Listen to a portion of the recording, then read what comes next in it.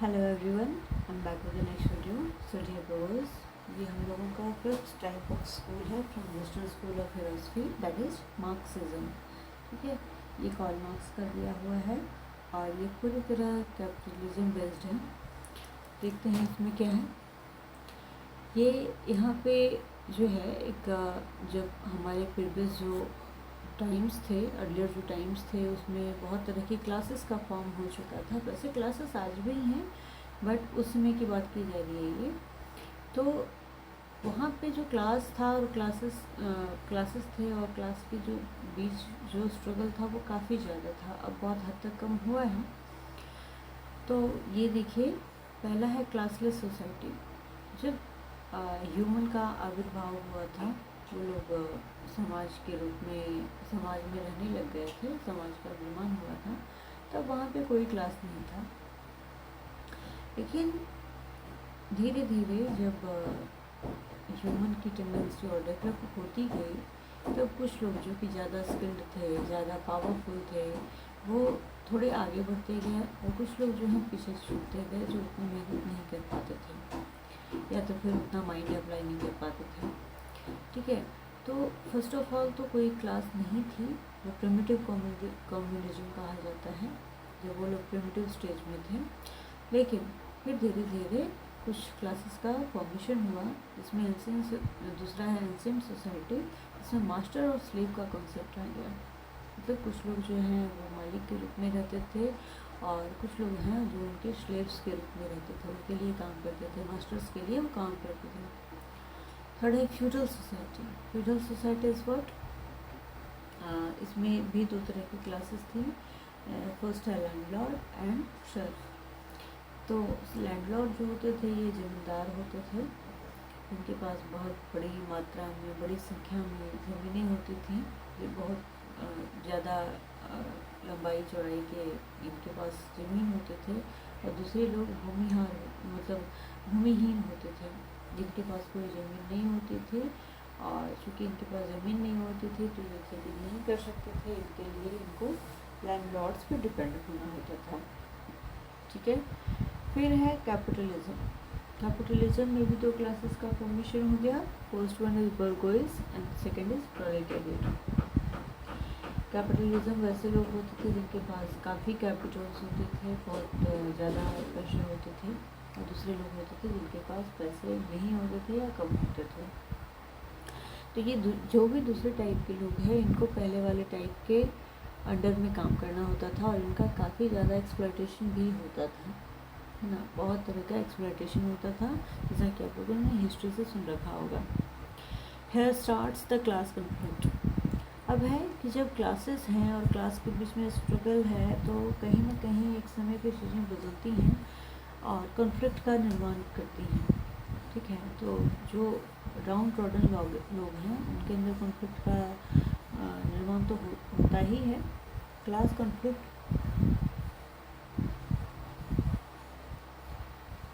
Conflict mean the driving force for social change. Class conflict की वजह से social change अकर हो पाते हैं, यानी कि समाज में कोई भी चेंज होता है तो एक कॉन्फ्लिक्ट बनता है और कॉन्फ्लिक्ट को फिर सुना जाता है, उस पर अमल किया जाता है, तब जाकर के सोशल चेंज होता है ना।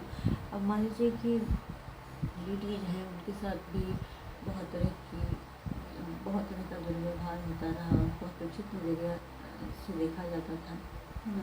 जब उनके लिए आवाज़ उठाया गया, यानी कि वो कॉन्फ्लिक्ट था, तो धीरे धीरे उनकी स्थिति में सुधार होने लग गया और अब तो बहुत ज़्यादा सुधार हो गया।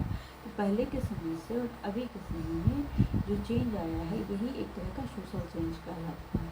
ठीक है, so this is the thing, this leads to socialism. इसे ही सोशलिज्म कहते हैं, by Lenin, and then communism, end of conflict. और फिर कम्युनिज्म कहते हैं, that is the end of conflict. Marxism consist of three components. तीन कंपोनेंट से मिलकर बना है ये। पहला है a political doctrine, a philosophy of history and an analysis of the functioning of the economy.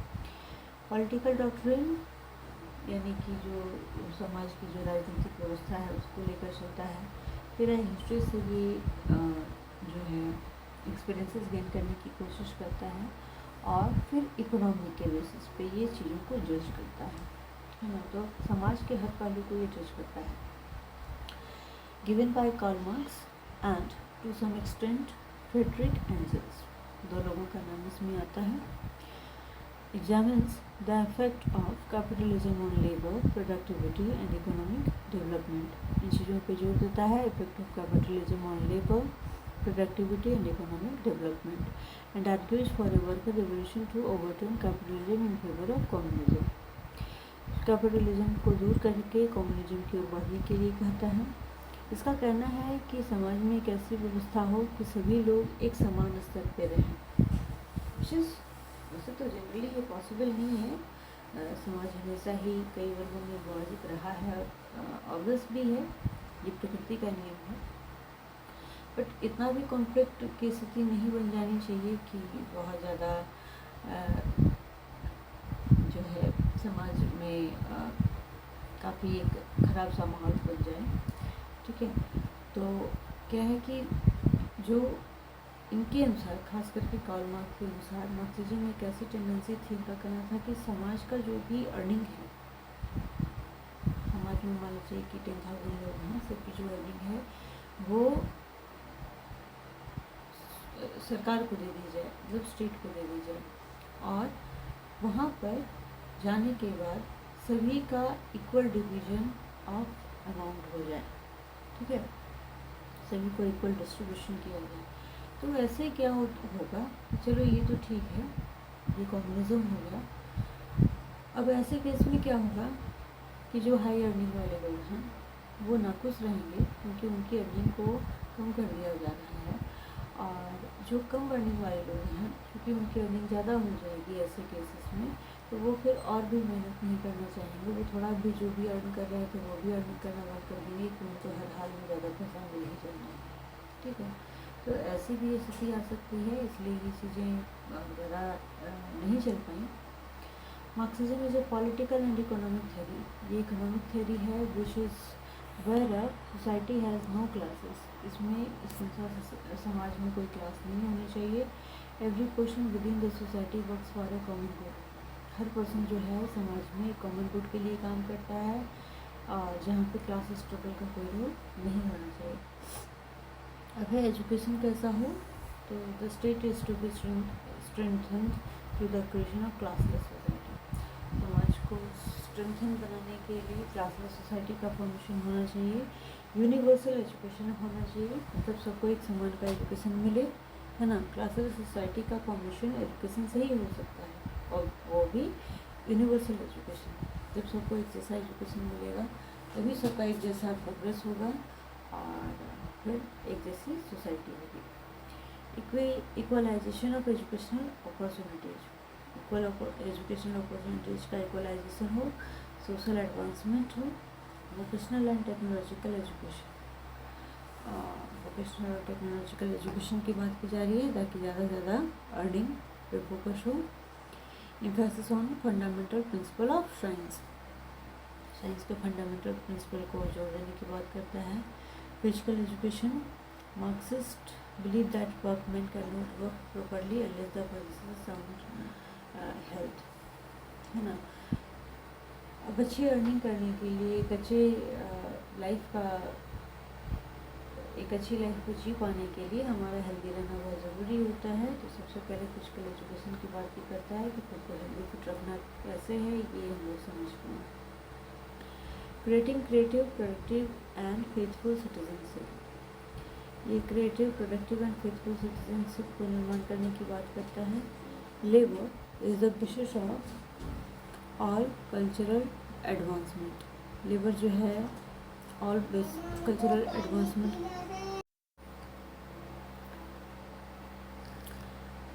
Labour को कल्चरल एडवांसमेंट का बेस माना गया है। In Marxist education labour occupies an important place, इनको एक इम्पॉर्टेंट प्लेस दिया गया है। जाहिर सी बात है कि हम लोग भले ही इनको अपेक्षित नज़रिए से देखें, बट ये अगर काम ना करें तो हमारे लिए जीना बहुत मुश्किल हो जाता है, अपर क्लास के लोगों का जीना बहुत मुश्किल हो जाता है। विमेन एजुकेशन पे भी फोकस है इसका, चूँकि समानता की बात करता है ये। Main focus is on intellectual development, physical development, polytechnicalized education that will provide knowledge related to general science and principles of productive processes. हर तरह के डेवलपमेंट की बात करता है intellectual, physical and polytechnicalized education, है ना, जो हमारा एक वोकेशनल एजुकेशन होना चाहिए, इन सभी चीज़ों पर जोर देता है। Marxism and goals of education में है education should be provided to all, सभी को प्रोवाइड होना चाहिए, irrespective of caste, creed, sex, status, सबके बियॉन्ड जाकर के सबको एजुकेशन प्रोवाइड किया जाना चाहिए।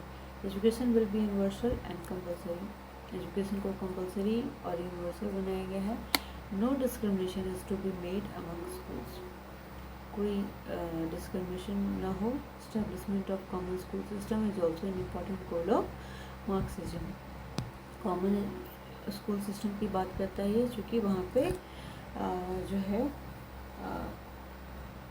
यूनिवर्सल एजुकेशन की बात ऊपर में की गई थी, है ना, जिसको हमने डिटेल भी किया था। अब देखिए यहाँ पे प्राइवेटाइजेशन को भी मना किया जा रहा है, क्योंकि प्राइवेटाइजेशन होगा तो सभी अपने अपने मन का काम करेंगे, सब कुछ स्टेट के हाथों में है, अर्निंग भी, एजुकेशन भी। सेकुलर एजुकेशन की बात करता है, वोकेशनल एजुकेशन की बात करता है, physical, social and mental development की बात करता है। फिर है मार्क्सिज्म एंड करिकुलम में है curriculum should be like that it can develop consciousness about class division, unequal distribution of wealth, exploitation of the working class by the capitalist class।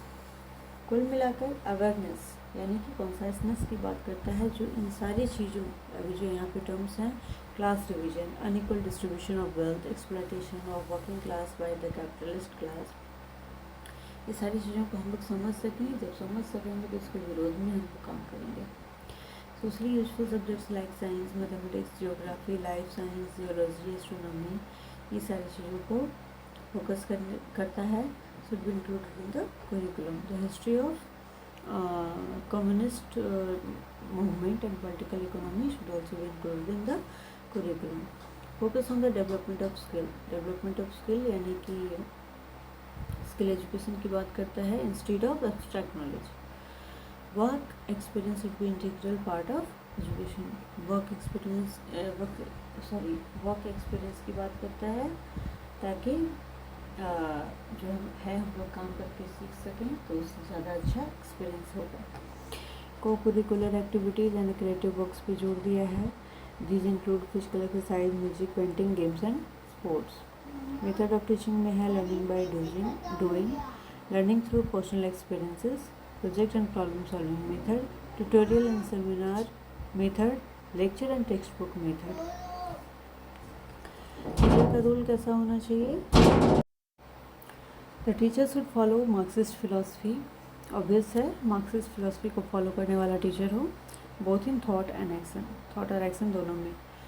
Along with the mastery of content, he should have consciousness about life, social environment and communist ideology।